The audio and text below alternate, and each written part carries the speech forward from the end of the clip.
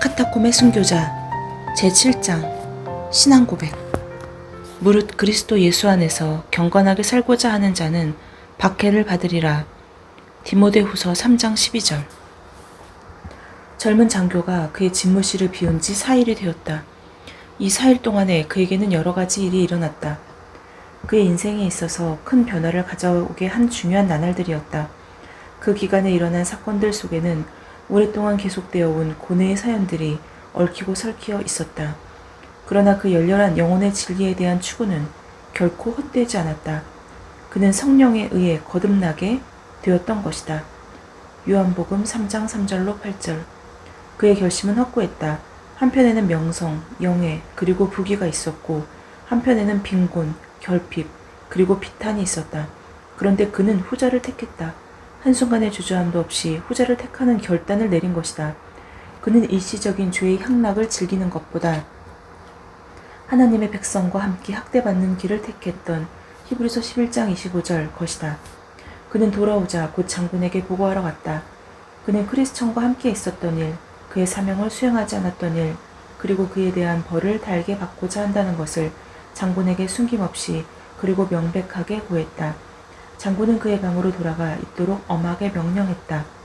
마슬라스가 방에서 깊은 생각에 잠겨 이러한 사건들의 기추에 대해 여러 가지로 상상을 하고 있을 때 루셀라스가 들어와서 그의 묵상을 깨뜨렸다.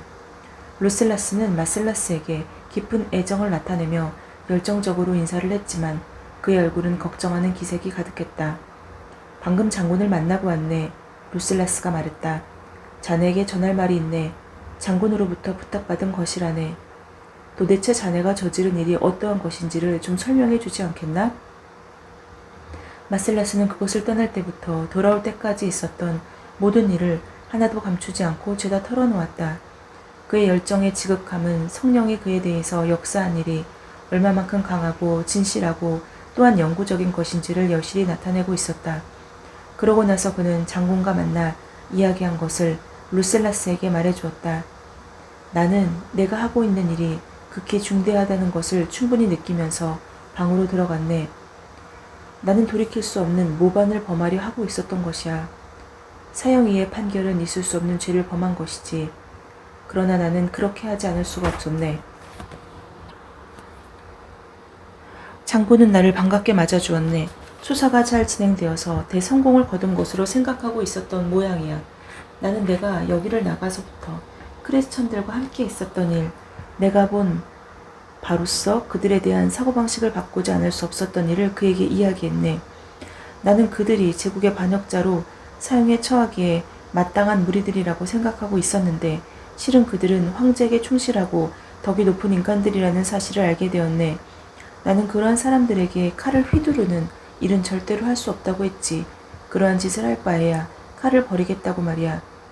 군인은 의무에 감정을 개입시켜서는 안 되는 것이다. 라고 장군은 말했네. 그래서 나는 대답했지. 그러나 나를 지어주신 하나님에 대한 나의 의무는 사람에 대한 어떠한 의무보다 중대합니다. 장군은 너는 크리스천에게 동정한 나머지 미친 것이 아닌가? 이것은 범죄가 된단 말이다. 그래도 모른단 말인가? 하시더군. 나는 머리를 숙이며 책임을 지겠습니다. 라고 말했지. 그러자 장군은 화가 난 듯이 큰 소리로 말했네. 성급한 녀석 같으니 당장 내 방에 들어가 있어. 나중에 어떻게 할 것인지 알릴 터이니 말이야. 그래서 나는 곧장 이리로 와서 그 후 계속 이러고 있는 중이네. 판결문이 내려지기를 초조하게 기다리고 있지. 루셀라스는 꼼짝도 하지 않은 채 한마디도 끼어들지 않고 마슬라스가 한 말을 주의 깊게 듣고 있었다. 그러나 얼굴에 나타난 슬프고 놀란 표정만은 루셀라스의 감정이 어떠한 것인지를 말해주고 있었다. 마슬라스가 말을 끝내자 그는 슬픈 어조로 입을 열었다. 그 판결문이 어떠한 것인지는 자네도 나와 마찬가지로 잘 알고 있을 거야. 로마 군대 교율은 평상시에라도 절대 범해서는 안 되네. 하물며 지금은 정배 크리스천에 대한 감정이 미치광이처럼 악화되어 있지. 만약 자네가 지금과 같은 길을 가게 된다면 당연히 처형될 것이네. 나는 자네에게 바꿀 수 없는 내 결심을 모두 이야기했네. 자네 순수하고 진실한 성격은 잘 알고 있네. 마슬라스, 자네는 언제나 헌신적이었지. 자네는 숭고한 철학자의 가르침을 좋아했고 이전에 자네가 그러했던 것처럼 지금도 그러한 것으로 만족할 수 없는가? 왜 십자가에서 못 박혀 죽은 유태인의 비참하고 저주받은 가르침 같은 것에 홀린다는 것인가? 나는 자네가 말한 철학으로 만족을 느껴본 적은 한 번도 없네. 자네 자신도 잘 알고 있지. 철학 속에는 혼이 의지하며 휴식할 수 있는 확실한 근거는 없다네. 그러나 기독교는 신의 진리야. 신 자신으로부터 사람에게 주어진 신 자신의 죽음으로 거룩 후 구별된 진리인 것이야. 자네는 기독교 교리의 전부를 완전히 설명했네. 자네의 열정이 그것을 매력적으로 받아들인 것을 인정하지. 그리고 기독교 신자 모두가 참으로 자네와 같다면 마셀라스, 그것은 세계의 복음으로서 받아들여질지도 모른다네. 그러나 나는 여기에 종교론을 이야기하려고 온 것은 아니네.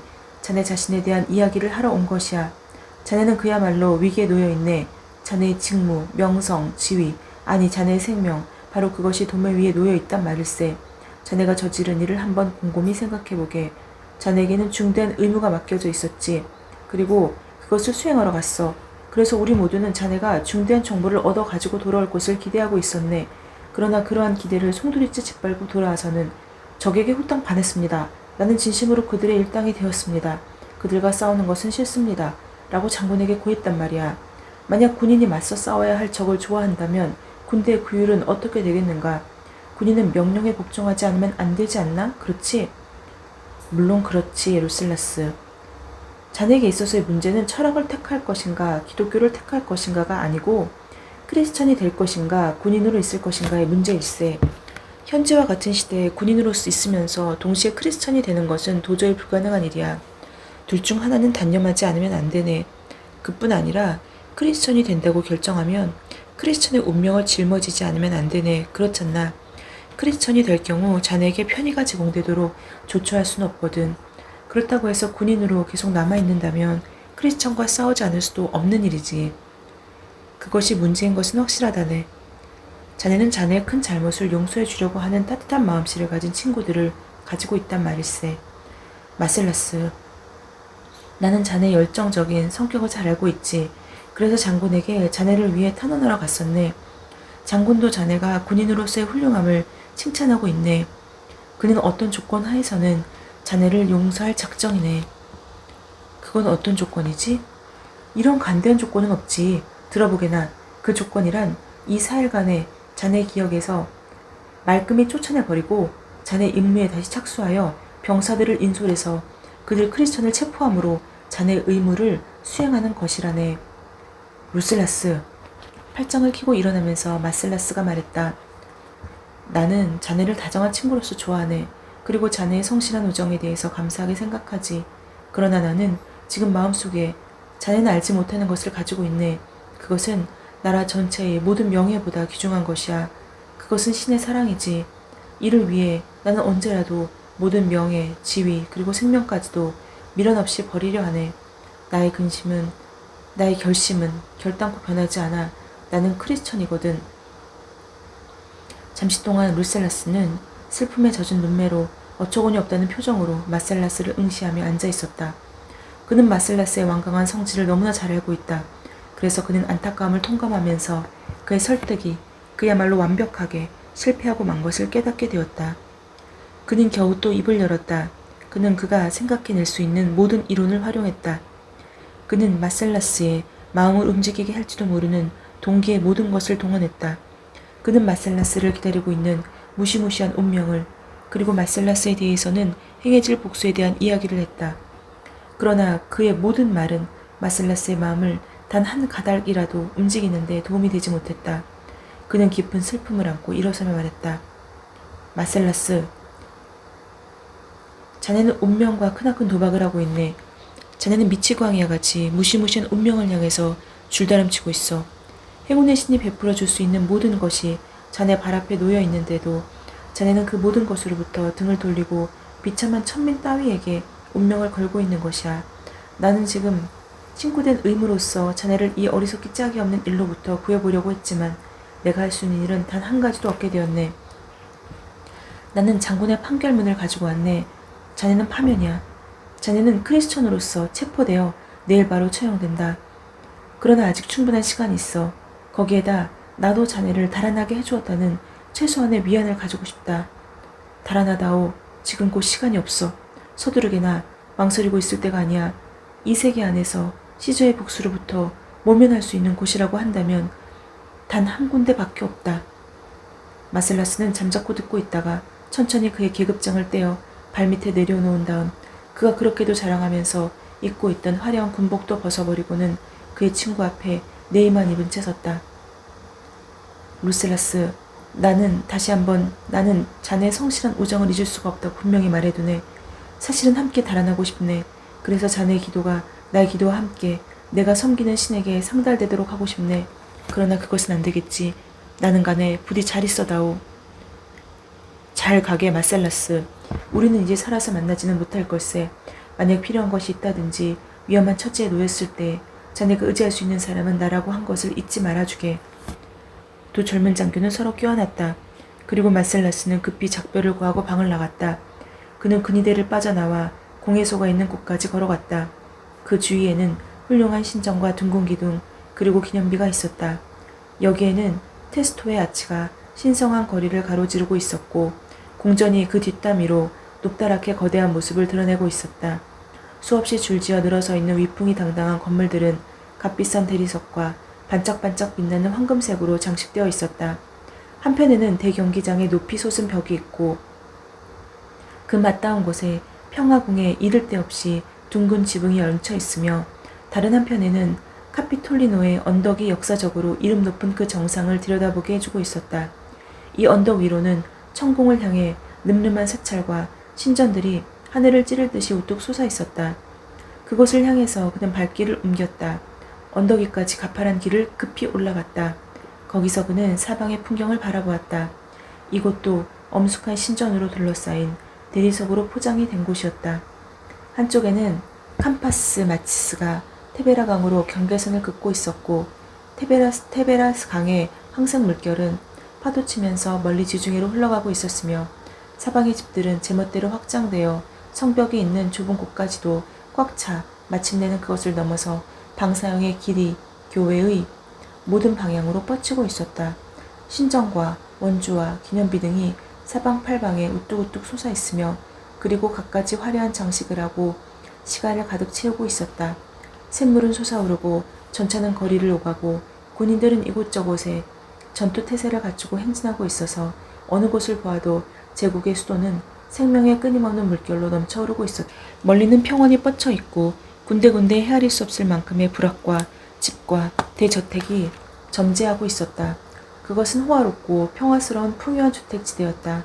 한편에는 푸른 윤곽을 보이며 눈을 머리에 인 아페닌 산맥이 잇따라 있고 반대쪽에는 아득히 먼 쪽의 해안을 지중해의 시커먼 파도가 때리고 있는 것이 보였다.